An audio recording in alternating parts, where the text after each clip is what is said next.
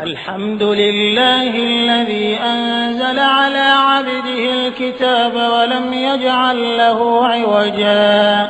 قيما لينذر بأسا شديدا من لدنه ويبشر المؤمنين الذين يعملون الصالحات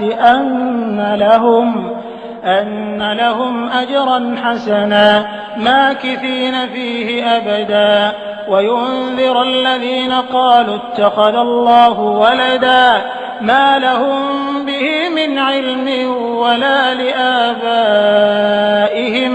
كبرت كلمة تخرج من أفواههم إن يقولون إلا كذبا فلعلك باخع نفسك على آثارهم إن لم يؤمنوا بهذا الحديث أسفا إنا جعلنا ما